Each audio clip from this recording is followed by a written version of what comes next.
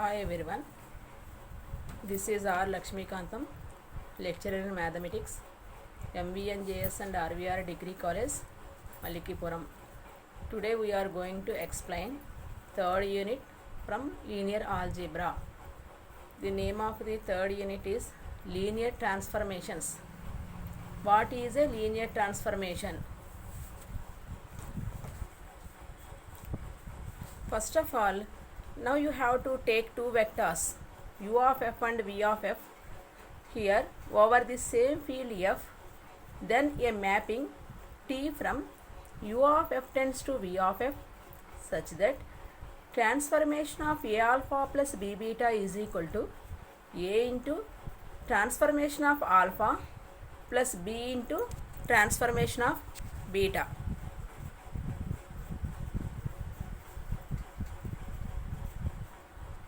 For all small a comma b belongs to f and for all alpha comma beta belongs to u is called a linear transformation. Or here the another definition of linear transformation is a vector space homomorphisms from u of f into v of f. In this case u of f is isomorphic to v of f. The term vector space homomorphism is also known as linear transformation. Now here the condition in a linear transformation is transformation of u of e plus v is transformation of u plus transformation of v. This is one condition for linear transformation. Now you have to take another condition, that is transformation of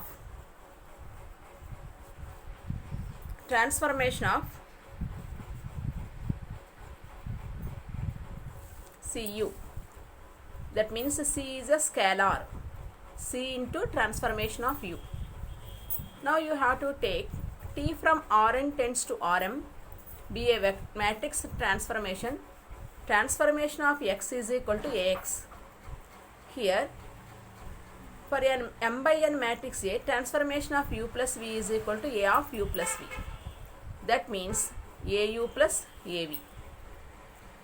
Transformation of Cu is equal to A of Cu is equal to here C into A of U. This is a linear transformation definitions. Now you have to see the another theorem. One theorem, for example, the linear transformation defined by a matrix. Let A be an m by n matrix.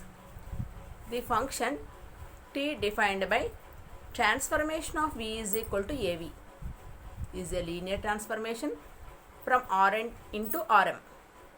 Suppose here AV is equal to A11, A12,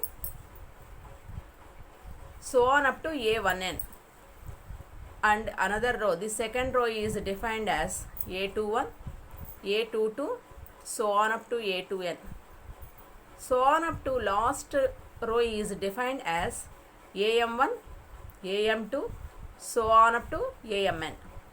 Here the vector is denoted as V1, V2, so on up to the last vector is denoted as Vn.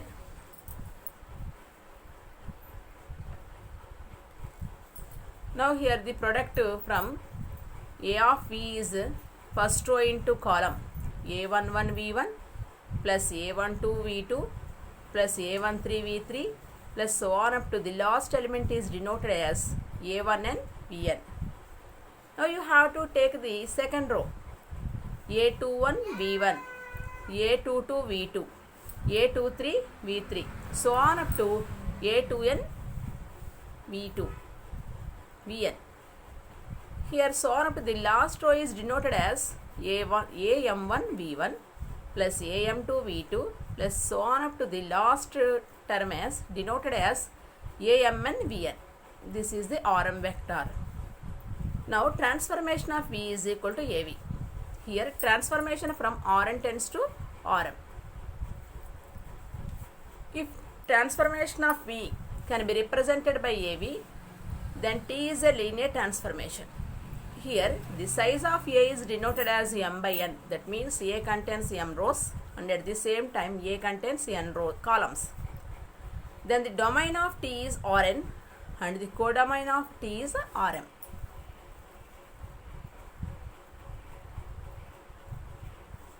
Matrices for linear transformations.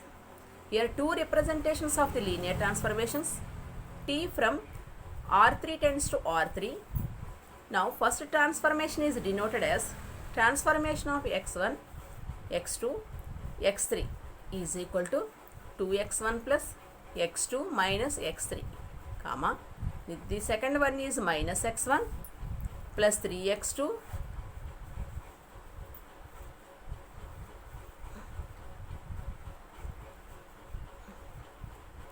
minus 2x3, and the last one is 3x2 plus 4x3. That means transformation of x is equal to ax is equal to, here the element, that means A matrix contains the elements 2, 1, minus 1, and the second row contains minus 1, 3, minus 2, but the last row is denoted as 0, 3, 4.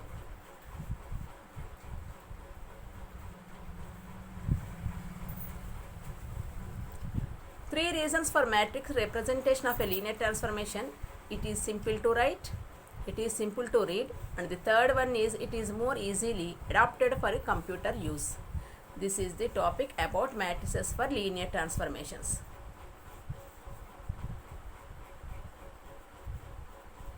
Interesting linear transformations. Now you have to take, let A is equal to 0, minus 1, 1, 0. That means the first row is 0, minus 1.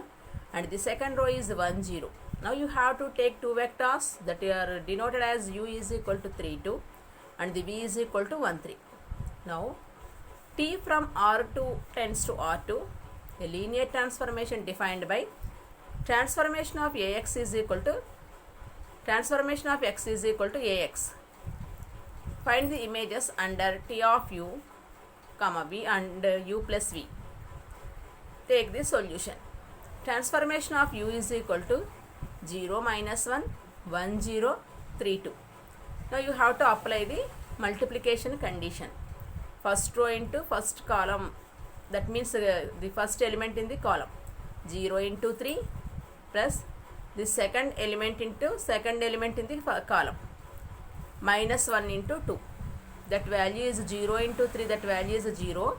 Minus 2, that is minus 2. In the same way here also you have to apply the same condition, that is 1 into 3 plus 0 into 2, that is 1 into 3, 3 plus 0, that is 3.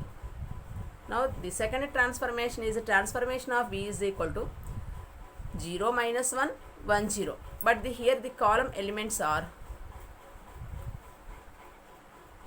1, 3, that is 0 into 1 plus minus 1 into 3, that is minus 3. In the same way here the second row, 1 into 1 plus 0 into 3, that value is 1 plus 0, that is 1. This is the transformation of u, and the second one is a transformation of v.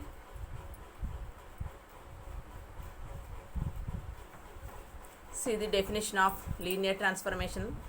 If T from v tends to w is a function from vector space v into a vector space w, then T is called a linear transformation from v to w. If for all vectors u and v in v and all scalars c, that means a transformation of u plus v is equal to transformation of u plus transformation of v. Transformation of cu is equal to c into transformation of u. Here c is a scalar. In this special case, v is equal to w. The linear transformation T from v tends to v is called a linear operator on v. First one is linear transformation and the second one is linear operator. But in a linear operator, the condition is v is equal to w.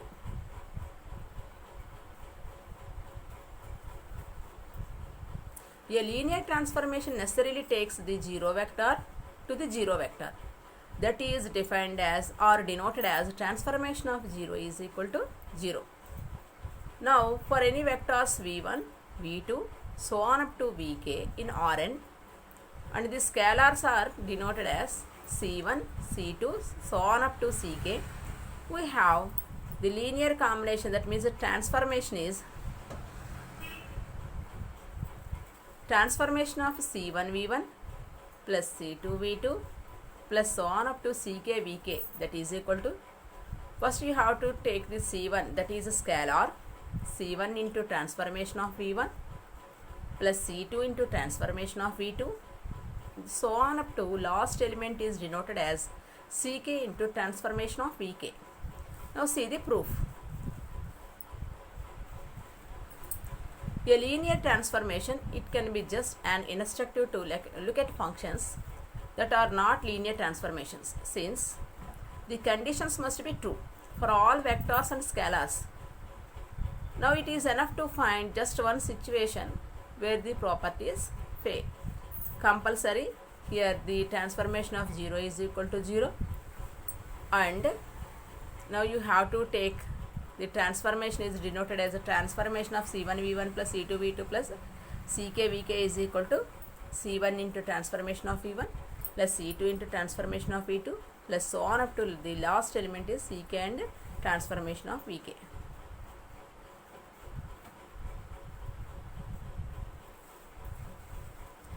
Now in a linear transformation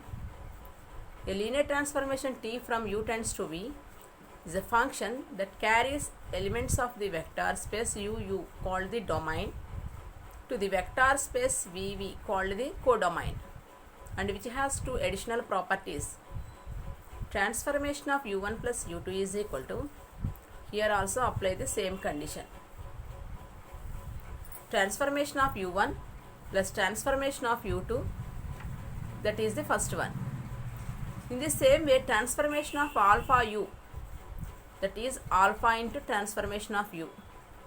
The two defining conditions in the definition of a linear transformation should feel linear, whatever that means. Conversely, these two conditions could be taken as exactly what it means to be linear. Now you have to take any two type of vectors, compulsory these conditions are applicable. So every property of a linear transformation derives from these two defining properties, while these conditions may be reminiscent of how we test subspaces. So do not confuse the two conditions.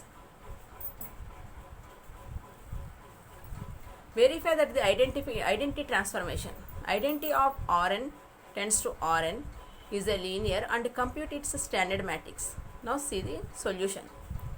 Identity Rn of U plus V is equal to U plus V, and identity of Rn of U is plus identity of Rn of V. Here C is a scalar.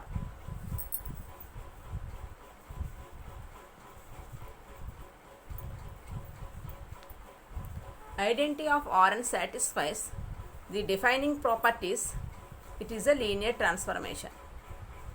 Now for each standard coordinate vectors, identity of Rn of Ei is equal to Ei.